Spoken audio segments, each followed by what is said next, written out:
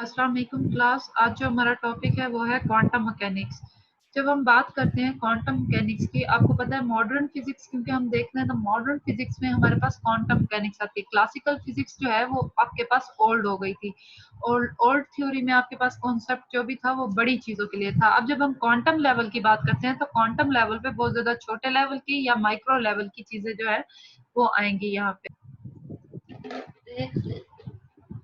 In this chapter, we see the concept of quantum mechanics like photoelectric effect, black body radiation, Compton effect, emission of a line spectrum. इसके अलावा भी हमारे पास further concepts हैं, लेकिन ये हमारे पास main होंगे जो इस टॉपिक इस चैप्टर में हम लोग कवर करेंगे। इसके अलावा फर्दर इसके सब कॉन्सेप्ट्स हैं। सबसे पहले हम देखते हैं इंट्रोडक्शन क्वांटम मैकेनिक्स का।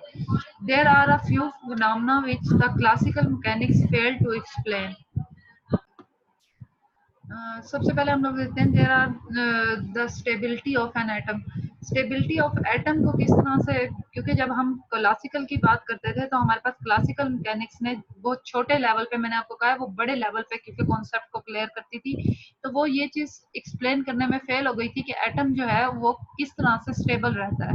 उसके बाद दूसरा पॉइंट ये था कि spectral series of hydrogen atom के, जब हम हाइड्रोजन एटम की बात करते हैं तो वहां पे हमें पता है कि हमारे पास डिफरेंट टाइप की सीरीज क्रिएट होती हैं। तो वो सीरीज किस तरह से क्रिएट हो रही थी, तो ये जो है ये भी हमारे पास क्लासिकल मैकेनिक्स जो है बताने से फेल हो गई थी। उसके बाद एक नया कॉन्सेप्ट आया ब्लैक बॉडी रेडिएशन का, जहां पे हमें पता नहीं चल रहा था कि रेडिएशन कहाँ अब्जॉर्व हो रही है, कहाँ पे इमिट हो रही है। तो ये सारी चीजें जो है जब बताना एक्सप्लेन करना फेल हो गया तो वहां पे साइंसदानों ने दोबारा से एक नई सिरे से सोचना शुरू किया। Max Planck in 1900 at the meeting of German Physical Society read his paper on the theory of the energy distribution law of the normal spectrum. This was the start of the revolution of physics, the start of quantum mechanics. ठीक है कि अब जब ये step ये सारे concepts जो है वो क्लियर होना बंद हो गए, तो उसके बाद जो है अब हम देखते हैं क्वांटम मैकेनिक्स में असल में बात क्या थी। It is a generalization of the classical physics that include the classical laws as special cases. Quantum physics extend the range to the region of small dimensions. Like जब हम बात करते हैं, क्योंकि हमारे पास आपको पता है एटम जो है वो छोटे लेवल पे इंसानी आंख से नजर नहीं आता, तो उसकी जो डायमेंशंस, डायरेक्शंस, मूवमेंट्स थी उस लेवल पे क्वांटम जो है, क्वांटम की रेंज वहां तक जा रही थी, यानी बहुत ज्यादा नैनो पार्टिकल्स तक क्वांटम की रेंज जाती है इस वक्त। अब जो है नैनो पार्टिकल्स का मतलब है 10⁻⁹ की पावर तक ये चीजें जो है इंक्लूड हो सकती हैं। Then they said, just as c the velocity of light, significance universal constant, the Planck's constant characterizes the quantum physics. H is equal to 6.65 multiplied by 10 raised to power minus 27 earths per second, या H is equal to 6.625 multiplied by 10 raised to power minus 34 joule per second। ज्यादातर हम लोग joules वाली value use करते हैं, लेकिन ये अर्थ वाली वैल्यू जो है ये भी प्लांक्स कांस्टेंट के लिए यूज होती है, और इसमें हमने ये वैल्यू जो है स्पीड ऑफ लाइट को कंसीडर करते हुए इस कांस्टेंट को फाइंड किया था।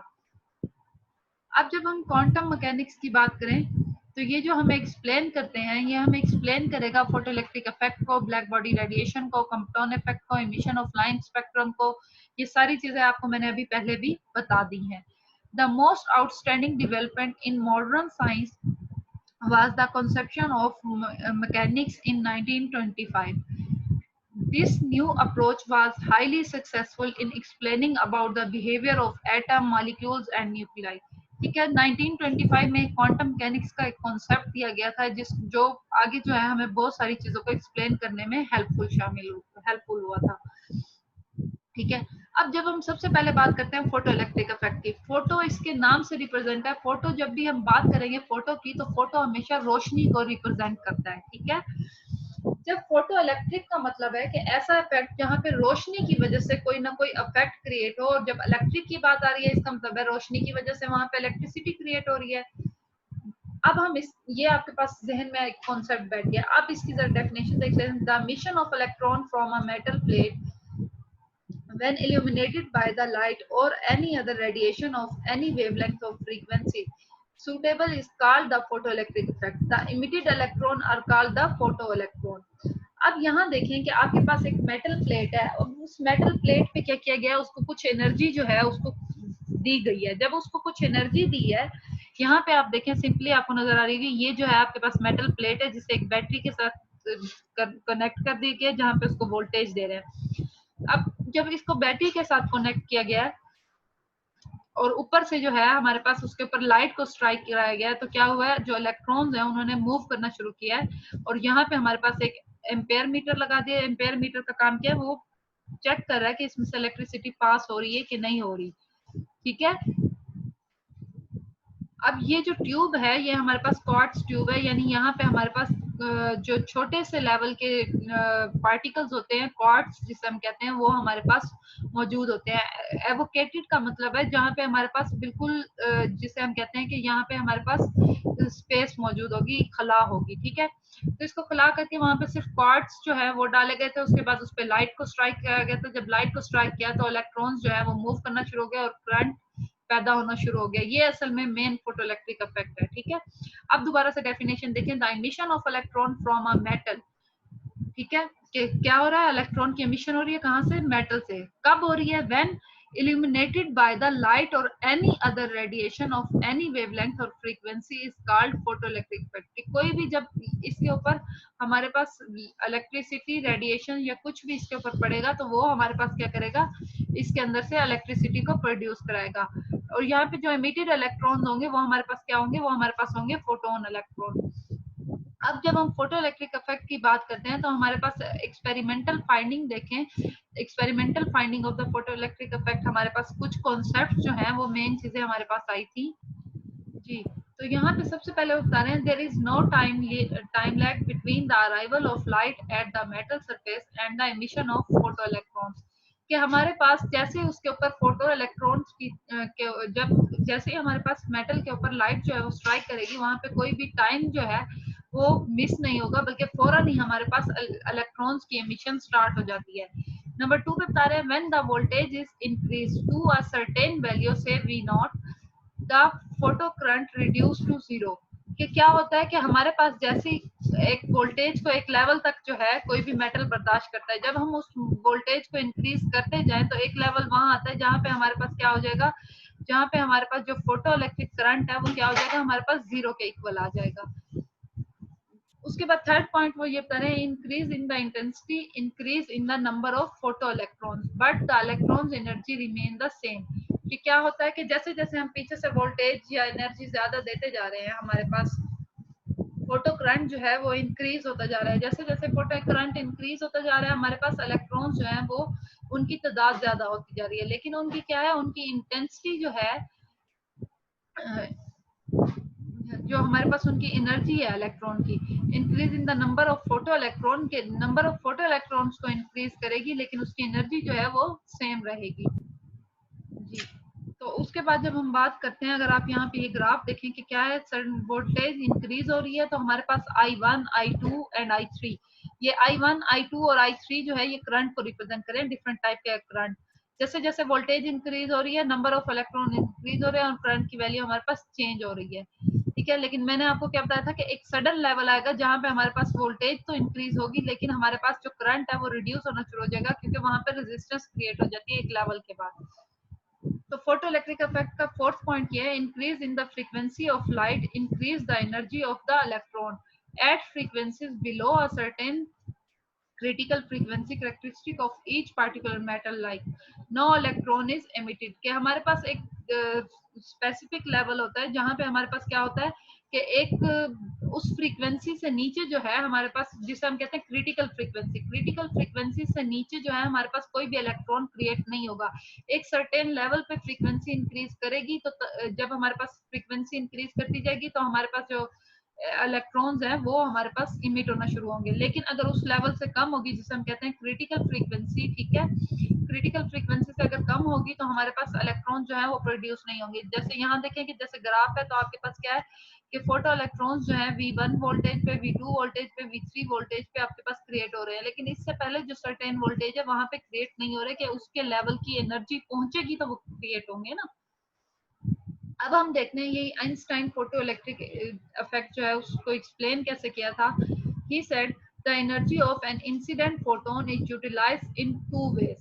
कि हम सबसे पहले बात करते हैं कि वो टू वेज में है। Number one, a part of energy is use to free the electron from the atom known as the photoelectric work function. कि जब आप एनर्जी देते हैं तो कुछ एनर्जी दो पार्ट्स में यूज हो रही है। पहला पार्ट क्या है कि जो हमारे पास इलेक्ट्रॉन उस मेटल में मौजूद है, उस मेटल से उसको अलग करने के लिए या उसको मूव कराने के लिए एक एनर्जी जो है वो यूज होगी, और उस एनर्जी को हम कहेंगे ये वर्क फंक्शन है, यानी इसने उससे काम कराया है। दूसरा पार्ट क्या है? The other part is use providing the kinetic energy to the emitted electron. क्या वो क्या करते हैं कि हमारे पास जो इमिटेड इलेक्ट्रॉन है उसको प्रोवाइड करते हैं कि उसकी जो काइनेटिक एनर्जी है वो किस तरह से हमारे पास क्रिएट होगी, यानी 1/2 mv का स्क्वायर। अब ये जो 1/2 mv का स्क्वायर है, अगर हम इसके साथ बात करें प्लांक्स कांस्टेंट की विद फ्रीक्वेंसी, तो एच न्यू हमारे पास इक्वल टू हो जाएगा डब्ल्यू नॉट प्लस 1/2 mv का स्क्वायर। क्योंकि हमारे पास एनर्जी की दो टाइप्स हैं, डब्ल्यू नॉट प्लस 1/2 mv का स्क्वायर। टोटल एनर्जी की बात करें ना, E is equal to h nu होगा। ये जो V सा आपके पास लगा है इसको न्यू पढ़ते हैं, ठीक है। V is equal to h nu होगा। एच न्यू का मतलब ये है कि हमारे पास जो ऊपर दो एनर्जीज थी, वर्क फंक्शन की और काइनेटिक एनर्जी, उन दोनों को एड अप करेंगे तो ये हमारे पास रिजल्ट आ जाएगा। This is called the Einstein photoelectric equation. जी, तो अब हम जब बात करेंगे, हमारे पास आपने ये देखा कि आपके पास जो एच न्यू था वो हमारे पास दोनों एनर्जीज के इक्वल था। अगर इसको कैलकुलेट करने की कोशिश करें तो h nu is equal to W nought plus के काइनेटिक एनर्जी मैक्स आ जाएगी। अब हमें पता है कि वर्क फंक्शन जो है वो भी हमारे पास उसी फंक्शन के इक्वल होगा जो एनर्जी का है। तो हमारे पास एच न्यू नॉट जो है वो वर्क फंक्शन के इक्वल होगा, यानी h nu is equal to h nu nought plus kinetic energy. अगर हम एच न्यू नॉट को दूसरी तरफ लेके चले जाएं तो हमारे पास ये माइनस में आ जाएगा, एच जो है वो कॉमन आ जाएगा, वी माइनस वी नॉट आ जाएगा। अब जब हम वी माइनस वी नॉट की बात करते हैं, अगर हमारे पास वी जो है वो लेस देन वी नॉट है तो हमारे पास फोटो इलेक्ट्रिक इफेक्ट क्रिएट नहीं होगा। उसकी रीजन क्या है? मैंने आपको बताया है पहले भी, ये जो न्यू है ये फ्रीक्वेंसी है, तो न्यू एक क्रिटिकल फ्रीक्वेंसी है। अगर ये जो हमारे पास जो फाइनल फ्रीक्वेंसी है ये इस इनिशियल फ्रीक्वेंसी से लेस है, तो लेस होने की वजह से जो है, लेस होने की वजह से यहाँ पे क्या होगा, यहाँ पे इफेक्ट जो है वो क्रिएट नहीं होगा। और ठीक है, तो यहाँ पे अब हमारे पास क्या हो जाएगा, इसी की वजह से हमारे पास जो फ्रीक्वेंसी है वो जब लेस हो जाएगी, जब वो एक थ्रेशोल्ड फ्रीक्वेंसी से कम होगी, तो जाहिर सी बात है इलेक्ट्रॉन इमिट ही नहीं होगा ना, कि एक स्पेसिफिक आप कह देते हैं जिसे आप कहते हैं कि एक लिमिट है, जब वो लिमिट अप्लाई होगी तो वो क्रिएट होगा ना।